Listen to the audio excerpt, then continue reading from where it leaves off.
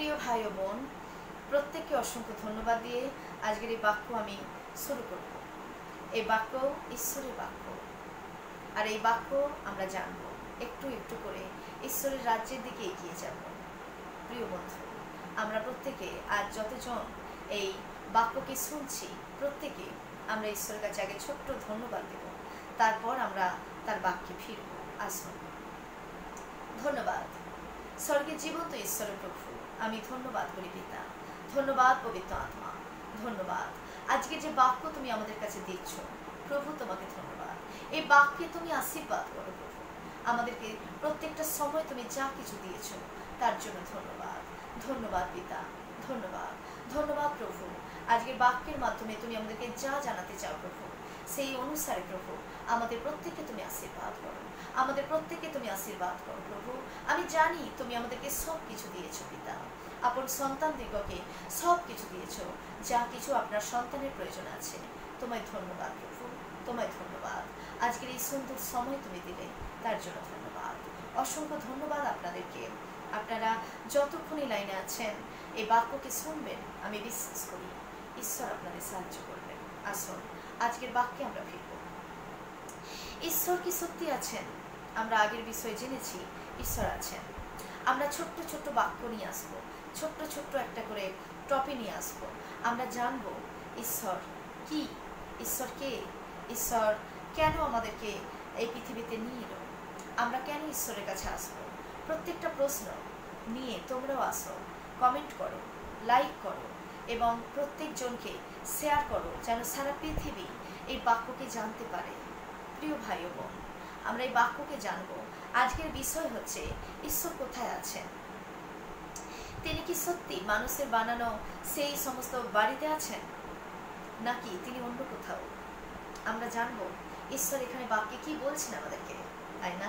চলুন আসুন আমরা এই বাক্য থেকে দেখি তিনি কোথায় আছেন। আজকের বাক্য আমি পড়ব গীত সংগীতা, গীত সংগীতা তার 11 নম্বর অধ্যায়, তার 4 নম্বর পদ। আমরা এই বাক্যকে পড়ব।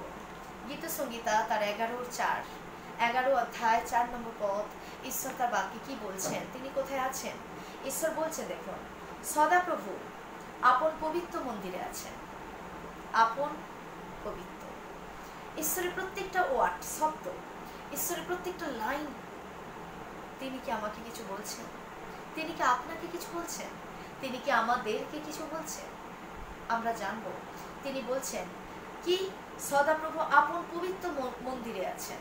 আর কি, সদাপ্রভু তাহার সিংহাসন কি, অবশ্যই তার সিংহাসন স্বর্গে আছেন, কিন্তু কি তিনি তার মন্দিরে বাস করছেন। তিনি কোন মন্দিরের কথা এখানে বলছেন? কোন মন্দির? তিনি বলছেন তিনি তাহার মন্দিরে, অর্থাৎ তিনি যে মন্দির বানিয়ে পৃথিবীতে পাঠিয়েছেন তিনি সেই মন্দিরে আছেন, তাই না? বচনে পরিষ্কার পরমেশ্বর কি বলল? আমি আপন পবিত্র মন্দিরে আছি, আপন মন্দিরে আছি, তাই না? কিন্তু বচনে ঈশ্বর সেই মন্দিরটা কি, মন্দিরটা কারা, কোথায় সেই মন্দির? সেই মন্দির কি ভারতবর্ষে? সেই মন্দির কি ভারতবর্ষের বাইরে? সেই মন্দির কি চীনে আছে? সেই মন্দির কি পাকিস্তানে? প্রিয় ভাই ও বোন, এই প্রশ্ন আমারও মাথায় ছিল, কিন্তু এর উত্তর খুঁজতে গিয়ে আমি এই উত্তরকে পেয়েছি। কোন উত্তর? তিনি কোথায় আছেন আমরা দেখব আজকের বাক্য। দেখুন, প্রেরিতদের মধ্যে প্রেরিত পৌল যখন সুসমাচার প্রচার করছিলেন জায়গায় জায়গায়, প্রান্ত থেকে প্রান্ত পর্যন্ত, এই বাক্য যখন তিনি প্রচার করছিলেন, তিনি তার বাক্যে পরমেশ্বর পবিত্র আত্মা, আত্মা ঈশ্বর, সেই আত্মা পৌলকে এ কথা বললেন, আর তিনি করন্থীয়দের উদ্দেশ্যে লিখলেন। আমরা যদি প্রথম করন্থীয় তার 3 অধ্যায় 16 নম্বর পদ দেখি, সেখানে বাক্য আমি পড়ব, সেখানে ঈশ্বর কি বলছেন দেখুন। সেখানে বলছে, তোমরা কি জানো না, কি তোমরা কি জানো না যে তোমরাই আমার মন্দির? কি চমৎকার! তোমরা কারা? আমরা, আমি আপনি ঈশ্বরের মন্দির। প্রিয় ভাই বোন, ঈশ্বর তার বচনে বলছে, দেখুন, বলছে তোমরা কি জানো না যে তোমরাই আমার মন্দির? আর কি, তোমরাই ঈশ্বরের মন্দির। ঈশ্বর এখানে বলছে তোমরাই আমার মন্দির। ঈশ্বর এখানে পৌল বলছে তোমরাই ঈশ্বরের মন্দির। প্রভু বলছেন এখানে, পবিত্র আত্মা বলছে, এবং ঈশ্বরের আত্মা কোথায়? তোমাদের অন্তরে বাস করেন। ঈশ্বর আত্মা। ঈশ্বরকে কেউ কখনো জানে না। ঈশ্বর কি? তিনি পবিত্র আত্মা। আর তিনি কোথায় বাস করেন? আমাদের ভেতরে। আপনার আমার হৃদয় ভেতরে, আপনার আমার হৃদয়ের অভ্যন্তরীতে তিনি বাস করেন। আমরা তা জানতাম না প্রিয় ভাই ও বোন, আমরা সত্যি জানতাম না। আমাদের হৃদয়ে, আরে আমি তো পাপী, আরে আমি তো কত মন্দ কথা বলেছি, আরে আমি তো কত অন্যায় করেছি, কিন্তু ঈশ্বর বলছেন তোমরা কি জানো না আমি তোমাদের অন্তরে বাস করি। এখানে বলছে কি বলছে? 17 নম্বর পদ আমরা পড়বো, একটুখানি বচন আমরা পড়বো, একটুখানির ভেতরে দেখবো ঈশ্বর, আমরা সেটাকে উদ্ঘাটন করব, আমরা তার ভেতরটা জানার চেষ্টা করব যে ঈশ্বর তার একটা শব্দ অতি মূল্যবান, আর এই শব্দগুলো ঈশ্বর থেকে এসেছে। আর এই শব্দের প্রত্যেকটি শব্দের মানে কি? ঈশ্বর তার শব্দে আমাদেরকে কি বলতে চাইছে? এটা ঈশ্বরের হৃদয়ের কথা প্রিয় বন্ধু, এটা ঈশ্বরের হৃদয়ের অভ্যন্তরীতে বলা কথা, যেটা তিনি আমাদের জানাতে চাইছেন, তিনি আমাদের বলতে চাইছেন। কি বলতে চাইছেন? তিনি বলতে চাইছেন তোমরা শোনো, তোমরা নিজেরাই আমার হাতে গড়া, আমি তোমাদের প্রত্যেককে গড়ে পিঠে তৈরি করে আমি তোমাদেরকে এই পৃথিবীতে পাঠিয়েছি। আমি কোথাও থাকতে চাই না, আমি তোমার মাঝারে থাকতে চাই, আমি তোমার সাথে থাকতে চাই, আমি তোমার সাথে তোমার ভেতরে বাস করতে চাই। ঈশ্বর আমাদের ভালোবাসে প্রিয়, যেমন বাবা মা তিনি চান তার সন্তানদেরকে আগলে থাকতে, তিনি সন্তানদের সঙ্গে বেঁচে থাকতে চান। তার প্রিয় সন্তান সব কিছু তিনি উজাড় করে তার সন্তানদের দিতে চান। ঈশ্বর সেম তিনি বলতে চান কি? তিনি বলতে চান আমি তোমাদের ভেতরে আছি, তোমাদের হৃদয় অন্তরের অভ্যন্তরীতে আছি। হালেলুয়া। বচন পড়ব আমরা 17 নম্বর পদ। লেখা আছে, যদি কেহ ঈশ্বরের মন্দির নষ্ট করে, কি তাহলে ঈশ্বর কি করবে? তবে ঈশ্বর তাহাকে কি করবে? নষ্ট করবে। কি বলল? ঈশ্বরের মন্দির কে? ঈশ্বরের মন্দির আমরা। তারপরের লাইন আমি পড়ব, কেননা ঈশ্বরের মন্দির কি? পবিত্র। পবিত্র। সত্যি আমরা পবিত্র না? পবিত্র না। তারপরে লাইন আমরা পড়বো, তারপর দেখব ঈশ্বর এখানে কি বলছে, পবিত্র আত্মা এখানে কি বলছে। প্রিয় ভাই ও বোন, আমরা দেখব আর সেই মন্দির কি? সেই মন্দির কারা? সেই মন্দির তোমরা। তোমরা সারা পৃথিবীর মানব জাতি, তোমরাই আমার মন্দির। ঈশ্বর এখানে প্রথমে 17তে প্রথম লাইনে প্রথম শব্দগুলো কি তিনি ব্যবহার করেছেন? বলছেন যদি কেহ সেই মন্দির নষ্ট করে। যদি কেহ মানে কারা সেই মন্দির নষ্ট করছে? প্রিয় ভাই ও বোন, প্রিয় শ্রোতা, যারা শুনছো আজ ঈশ্বরের বাক্য, আজকে এই মন্দির হচ্ছে আমরা। আমরা যদি নিজেদেরকে নষ্ট করি, এর মানে আমরা কিছু সময় নেশা করছি, কিছু সময় একত্র হয়ে একসঙ্গে হয়ে সমালোচনা করছি, আমরা একসঙ্গে পাপের কাছে চলে যাচ্ছি, আমরা দিন প্রতিদিন আমরা অন্যায় করছি, অর্থাৎ ঈশ্বরের মন্দির নষ্ট করছি। প্রিয় বন্ধু, ঈশ্বর আমাদেরকে বলছেন, কি বলছেন? তিনি বলছেন যদি কেহ এই মন্দিরকে নষ্ট করে তাহলে আমিও তাকে নষ্ট। কিন্তু কি বলছে? ঈশ্বরের মন্দির পবিত্র। তারপরের লাইনে এর মানে কি? ঈশ্বর যখন আমাদেরকে মন্দির করে মাতৃ গর্ভে আমাদের পাঠালেন, তিনি পবিত্র করে পাঠিয়েছিলেন। কিন্তু আমরা যখন এই পৃথিবীতে এলাম, তখন একের পর এক আমরা ঈশ্বরকে ত্যাগ করে, আমরা ধার্মিকতাকে ত্যাগ করে, আমরা অধার্মিকতাকে ভালোবাসলাম, আমরা সবার আগে ভালোবাসলাম মন্দকে, নেশাকে ভালোবাসলাম। সামাজিকভাবে বাঁচতে গেলে, জীবনটা কাটাতে গেলে আমরা ভালো খাবো, ভালো পড়বো, ভালোভাবে জীবনযাপন করব, এটাকে ভালোবাসলাম। আমরা ভালোবাসলাম জগতের সমস্ত কিছুকে, ভালোবাসেছি চাকরিকে, ব্যবসাকে, ভালোবেসেছি এই দেহকে, তাই না? ভালোবেসেছি এক একটা জিনিসকে, সৃষ্টি, ঈশ্বরের সৃষ্টি এক একটা জিনিসকে ভালোবেসেছি। আমরা আঁকড়ে ধরেছি তার সৃষ্টির জিনিসকে। আমরা কখনো গয়নাকে ভালোবাসছি, কখনো টাকাকে, কখনো সম্মান পেতে ভালোবাসছি, কখনো শরীরকে ভালো রাখার জন্য অনেক কিছুকে ভালোবাসছি। কিন্তু দিনের পর দিন আমরা অপরাধের কাছে, পাপের কাছে বন্দী হয়ে যাচ্ছি, আর এভাবে আমরা ঈশ্বরের মন্দিরকে নষ্ট করছি। প্রিয় বন্ধু, আমরা এই বিষয় নিয়ে, ঈশ্বরের প্রত্যেকটা বার্তা নিয়ে, ঈশ্বরের প্রত্যেকটা তার মুখের কথা নিয়ে, তার হৃদয়ের অভ্যন্তরিত্বের বলার সেই আজ্ঞা নিয়ে আমরা আলোচনা করব দিন প্রতিদিন। প্রিয় বন্ধু, আমরা কি এই বিষয়ে কখনো ভেবেছি যে ঈশ্বর আমাদেরকে এই জগতে পাঠিয়েছেন? আমরা জানি না কোথা থেকে এসেছি, কিন্তু ঈশ্বর আমাদেরকে এই জগতে পাঠিয়েছেন। আমরা কি কখনো এটা নিয়ে ভেবেছি আমাদের কি করা উচিত? প্রিয় ভাই বোন, ঈশ্বর বলছেন তিনি আছেন। আজকের টপিক হচ্ছে ঈশ্বর আছেন, এবং তিনি কোথায় আছেন? তিনি আছেন এবং তিনি আমাদের অভ্যন্তরীতে, হৃদয়ের মধ্যে আছেন, কিন্তু আমরা তাকে থাকতে দিইনি। প্রিয় বোন, প্রিয় ভাই, প্রিয় বন্ধু, আমরা তাকে এখানে থাকতে দিইনি। কেন জানো? কারণ আমরা অন্যায়, অপরাধকে ভালোবেসেছি, এবং ঈশ্বর সেই কারণে আমাদের থেকে অনেক দূরে সরে গেছে। সেই কারণে আমাদের জীবনে এত সমস্যা, এত শারীরিক প্রবলেম, এত মানসিক কষ্ট, এত সমস্যা তৈরি হয়েছে। শয়তান, ঈশ্বর যখন আমাদের বানিয়েছেন, তিনি সব কিছু পবিত্র করে পাঠিয়েছেন। তিনি বলছেন, আমি কোন মন্দিরে থাকবো? আমি নিজে যে মন্দির বানিয়েছি, আমি সেখানে থাকতে ভালোবাসি, আর তোমরা, আমরা তার মন্দির। কিন্তু প্রিয় মণ্ডলী, ঈশ্বর কি করে থাকবেন আমাদের মধ্যে যদি আমরা ঈশ্বরের দেখানো পথে না চলতে পারি? যদি আমরা ধার্মিকতায় না চলে, যদি অধার্মিকতায় চলি, যদি আমরা ধার্মিকতাকে ভালোবাসতে না পারি, তাহলে এই মন্দিরে, এই হৃদয়ের অভ্যন্তরীতে, এই হৃদয়ের অন্তরালে সত্যি ঈশ্বর কি বাস করতে পারবেন? আদেও কি আমরা ঈশ্বরকে এখানে রাখতে পেরেছি?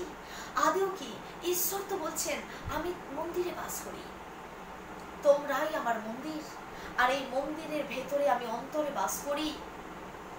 প্রিয় মণ্ডলী, মন্দিরে ঈশ্বর কখন বাস করবেন? মন্দিরে কখন তিনি থাকবেন?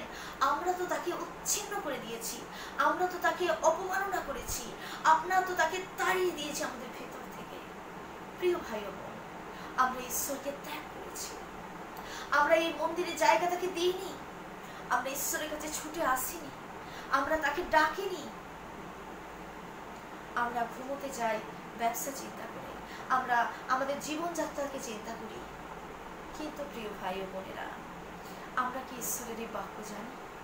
আমরা কি জানি ঈশ্বর বাইবেলের মধ্যে আমাদেরকে কি জানাতে চান? আমি কেন, আমি সবকিছুর মধ্যেও, পৃথিবীতে এত কিছু থাকতেও আমি কেন বাইবেলকে বেছে নিয়েছি? প্রিয় বন্ধু, আমি আসবো সেই বাক্য নিয়ে আপনাদের সকলের সামনে। আমি আসবো তোমাদের কাছে বলতে যে ঈশ্বরীয় জীবনযাত্রা ঠিক কেমন, ঈশ্বরকে সন্তুষ্ট কিভাবে করা যায়, ঈশ্বরকে ভালোবাসা কিভাবে যায়। প্রিয় বোন, প্রিয় ভাই,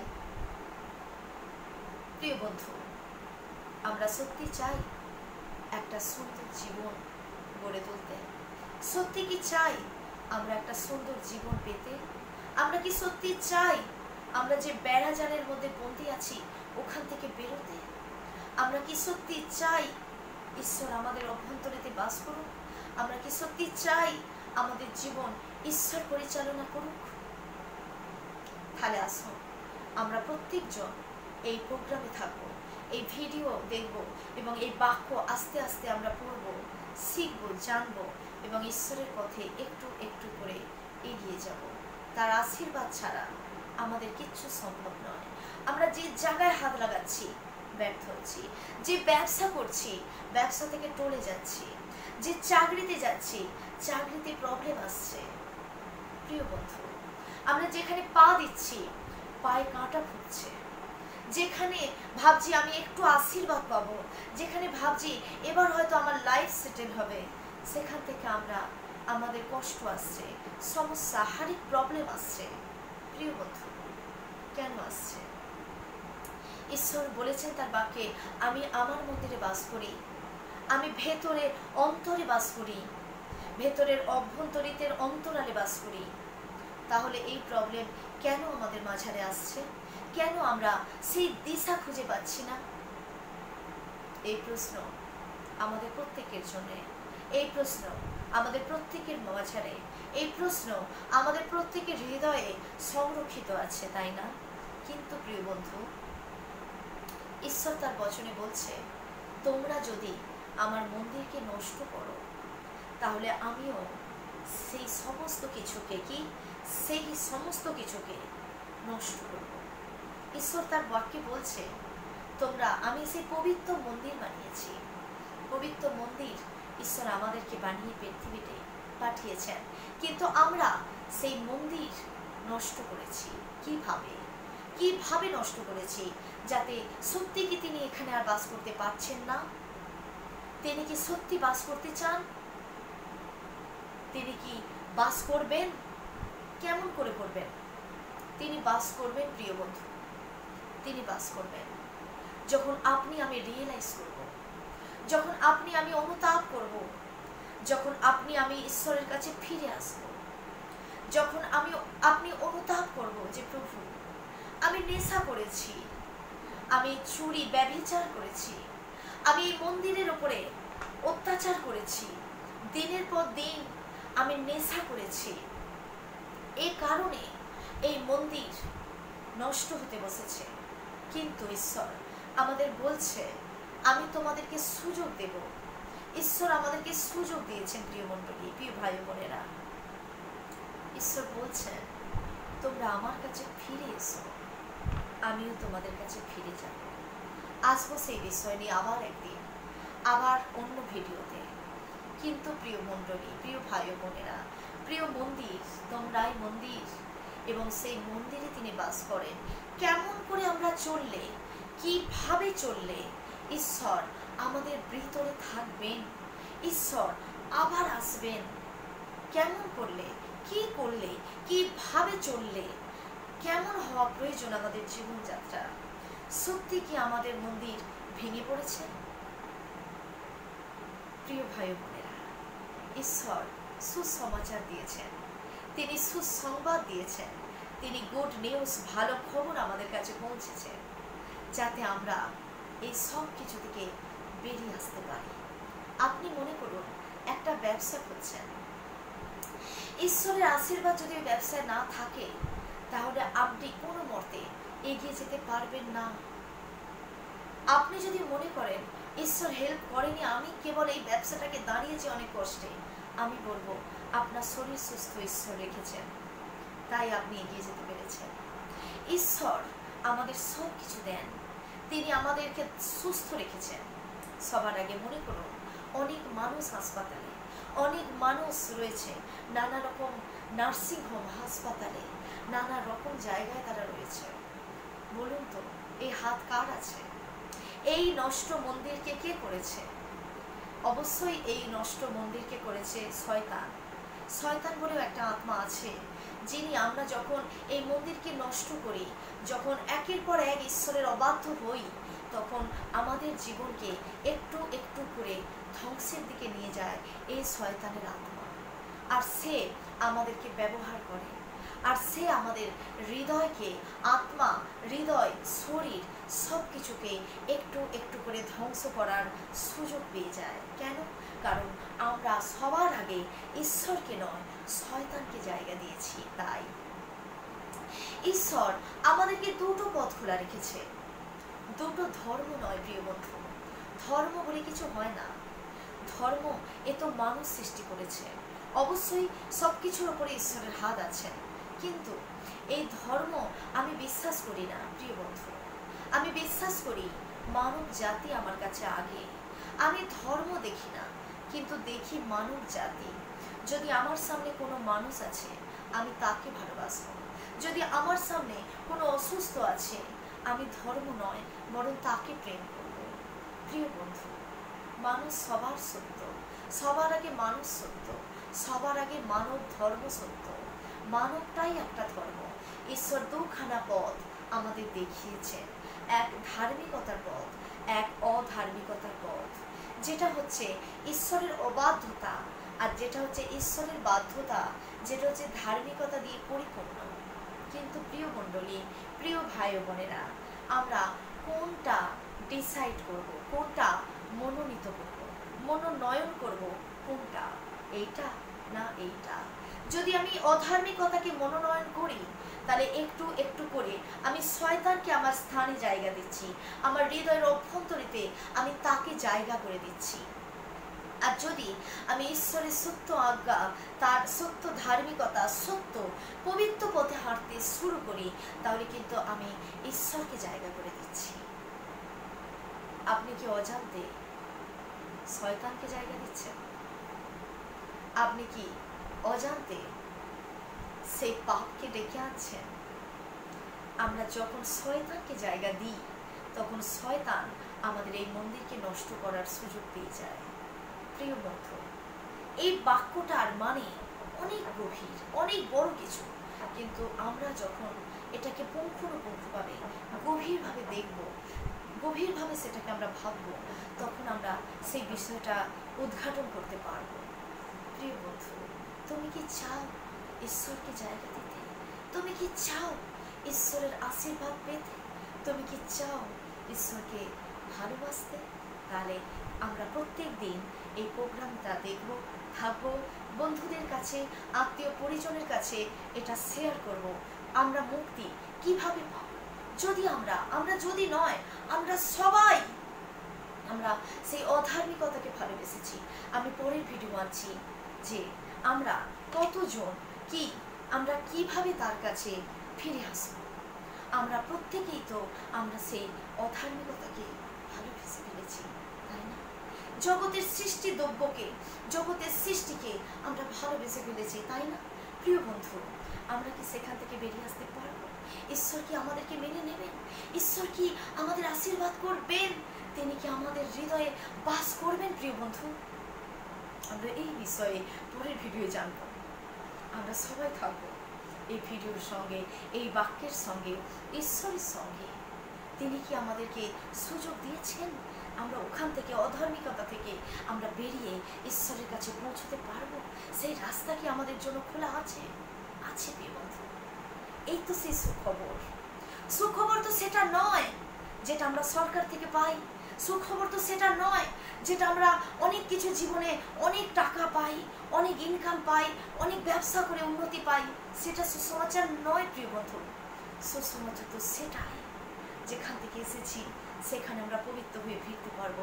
সেটাই তো সুসমাচার, তাই না? আপনাদের মতামত কি?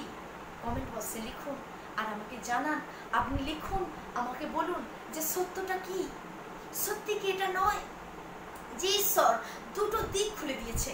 আমি বলবো দুটো জায়গা দিয়েছেন ঈশ্বর। এক হচ্ছে অধার্মিকতা, এক হচ্ছে ধার্মিকতা। একটা হচ্ছে শয়তানের রাস্তা, যা আমাদেরকে নষ্ট করে দেয়, যা আমাদের হৃদয়ে আমরা অজান্তেই সেই অধার্মিকতাকে ভালোবেসে তার পথে এগিয়ে যাই।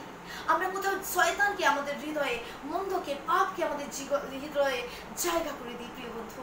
কিন্তু আমরা অজান্তে ঈশ্বরের থেকে অনেক সরে যাই। কিন্তু ঈশ্বর তার বচনে বলছে, আমি যে মন্দির বানিয়েছি, আমি সেখানে বাস করতে চাই। আমি সেই অভ্যন্তরীতের অন্তরালে বাস করতে চাই। আমি সেই তোমার অন্তরের ভেতরে আমি বাস করতে চাই। প্রিয় বন্ধু, ঈশ্বর বলছেন, আমি তোমাকে চাই, আমি তোমারই ভেতরে থাকবো, তোমার সঙ্গে আমি বাস করব, আমি তোমার সঙ্গে থাকবো। সত্যি কি আপনি চান? বাইবেলের বহু জায়গায় এই বিষয় নিয়ে কথা বলা আছে। যদি আমরা প্রকাশিত বাক্য তার 3:20 দেখি, সেখানে প্রভু যিশু বলছে, তোমরা কি আমার রব শুনতে পাচ্ছ?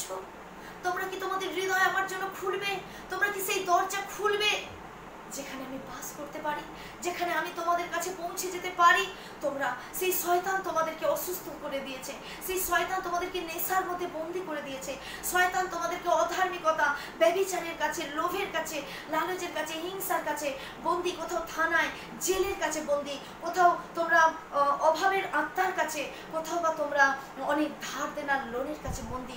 আমি চাই তোমার কাছে ফিরে আসতে, তোমাকে সমস্ত বন্ধন থেকে, সমস্ত কষ্ট থেকে আমি তোমাকে ফিরিয়ে আনতে চাই। সেখানে যিশু একটা আত্মিকভাবে, একটা গভীরভাবে বাইবেলের মধ্যে আমাদেরকে জানাচ্ছে, ঈশ্বর জানাচ্ছে। যিশু সেখানে বারবার আমাদের কাছে বলছে, তোমরা কি চাও? আমার রব শুনতে পাচ্ছ? আমার আওয়াজ শুনতে পাচ্ছ? তোমরা কি হৃদয় দরজা আমার জন্য খুলে দিতে পারো? তোমরা? আমি তোমাদের সঙ্গে থাকতে চাই। প্রিয় বন্ধু, আপনি বাইবেল খুলে দেখুন, বচনে লেখা আছে, প্রকাশিত বাক্য তার 3:20 বচনে, আমি তোমার সঙ্গে থাকতে চাই, আমি তোমাকে ভালোবাসতে চাই, আমি তোমার সঙ্গে, কেবল তোমারই সঙ্গে থাকতে চাই। এত ভালোবাসা, এত প্রেম আপনি কি কখনো কারোর কাছে পেয়েছেন? রিয়েলাইজ করুন, ভাবুন, অনুভব করুন। আপনি জীবনটা অনুভব করতে পারবেন, আপনি জীবনটা উপলব্ধি করতে পারবেন, উপভোগ করতে পারবেন। সেই সুযোগ আপনাকে ঈশ্বর দিচ্ছেন। আপনি মনোনয়ন করুন, ধার্মিকতা না অধার্মিকতা। আপনি ঈশ্বরকে ভালোবাসবেন না শয়তানকে ভালোবাসবেন? কোনটা? আপনি কি তার মন্দিরকে নষ্ট করবেন? আপনি কি নষ্ট করবেন তার মন্দিরকে? আপনি কি নষ্ট করবেন নিজেকে? আপনি কি নষ্ট করবেন আপনার পুরো আনন্দ মাখা জীবনটাকে? আপনি কি আনন্দ পেতে চান? আপনি কি শান্তির জীবন চান? আপনি আসুন, আপনার আমার ঈশ্বর যিনি উপরে আছেন, যিনি আমাদের হৃদয়ে আছেন, যিনি আমাদের মাঝে আছেন, হাত জোড় করে আমরা চলুন প্রার্থনা যাই। আজকের বচন বাক্য আমি এখানেই থামবো। চলুন আমরা ছোট্ট প্রার্থনা যাই। ধন্যবাদ প্রভু, ধন্যবাদ পিতা, ধন্যবাদ করি প্রভু, ধন্যবাদ মহান প্রভু। আমি তোমায় ধন্যবাদ, আমি তোমায় ধন্যবাদ করি প্রভু, আমি তোমায় ধন্যবাদ করি। আমি বিশ্বাস করি পিতা তুমি আছো। যত দূর পর্যন্ত এই বাক্য যাচ্ছে প্রভু, এই বাক্যে তুমি আশীর্বাদ করো প্রভু। প্রত্যেকটা জনকে তুমি আশীর্বাদ করো প্রভু। যারা শারীরিকভাবে অসুস্থ প্রভু, যারা মানসিকভাবে দুর্বল প্রভু, আমি তাদের জন্য প্রার্থনা করি। সারা পৃথিবীর প্রত্যেকটা বংশ, প্রত্যেকটা রাজ্য, প্রত্যেকটা মানব জাতির জন্য প্রার্থনা করি প্রভু। তুমি প্রত্যেককে আশীর্বাদ করো পিতা, তুমি দয়া করো, তুমি করুণা করো প্রভু। যারা যারা প্রভু ভুলবশত প্রভু, যাদেরকে সেই শয়তান যাদেরকে ব্যবহার করেছে দিনের পর দিন প্রভু, মন্দির কাছে নিয়ে গেছে, যাদের এই মন্দিরকে প্রভু, তোমার সেই দেওয়া, তোমার বানানো মন্দিরকে সেই শয়তান নষ্ট করছে প্রভু, তুমি প্রত্যেককে আশীর্বাদ করো প্রভু। তুমি প্রত্যেকের হৃদয়ে বাস করো পিতা, প্রত্যেককে আশীর্বাদ করো প্রভু। তুমি প্রত্যেকের প্রতি তোমার করুণা, দয়ার হাত তুমি বাড়িয়ে দাও প্রভু। তুমি বাড়িয়ে দাও তোমার আরোগ্যতার হাত, তোমার আশীর্বাদের, তোমার শান্তির, আনন্দের হাত প্রভু। তোমার দুহাত ভরা সেই আশীর্বাদ তুমি বাড়িয়ে দাও এই পৃথিবীর মাটিতে প্রভু। ধ্বংসিত প্রভু, পুরো পৃথিবীকে যে ধ্বংস করে চলেছে সেই দুষ্ট আত্মা, সেই তার হাত থেকে তুমি আমাদেরকে ওকে বাঁচাও প্রভু। যারা পাপের কাছে, অধর্মের কাছে প্রভু, যারা অন্যায়ের কাছে বন্দী প্রভু, যারা নেশার কাছে বন্দী প্রভু, প্রার্থনা করি তুমি প্রত্যেকজনকে আশীর্বাদ করো প্রভু। প্রত্যেকজনকে সঠিক পথ, সেই তুমি সেই সঠিক পথের সেই দিশা তুমি প্রত্যেকে দেখো প্রভু, যেন প্রত্যেকে তোমার কাছে ফিরতে পারে যিশুর নামেতে পিতা। আমি প্রার্থনা তোমার কাছে জ্ঞাত করছি পিতা, আমার সারা ভাই বোনেদের জন্য প্রভু, সারা পৃথিবী নিবাসী প্রভু, যত দূর পর্যন্ত এই ভিডিও, এই বাক্য যাবে প্রভু, প্রত্যেকে আশীর্বাদ পাবেই আমি বিশ্বাস করি প্রভু। আজকের বাক্যে আমি যা চেয়েছি প্রভু, আমি আজকে প্রার্থনায় তোমার কাছে যা কিছু আমি চেয়েছি প্রভু, আমি বিশ্বাস করি আমি তা পেয়ে গেছি প্রভু। আজকের প্রার্থনা তোমার পুত্র যিশুর নামেতে চাই। সবাই একসাথে বলবো আমিন, আমিন, আমিন। সবাইকে জয় মেসিহ, সবাইকে জয় যিশু। অসংখ্য ধন্যবাদ, সকলকে অসংখ্য ধন্যবাদ, ঈশ্বরকে ধন্যবাদ। প্রত্যেকে প্রশ্ন নিয়ে এসো, প্রত্যেকে প্রশ্ন নিয়ে এসো, কমেন্ট করো তোমাদের মতামত। আমরা সেই মতামত শুনতে আগ্রহী, দেখতেও আগ্রহী, এবং তার উত্তর আমরা বাইবেল থেকে খুঁজে নিয়ে আসবো। সকলকে অসংখ্য ধন্যবাদ।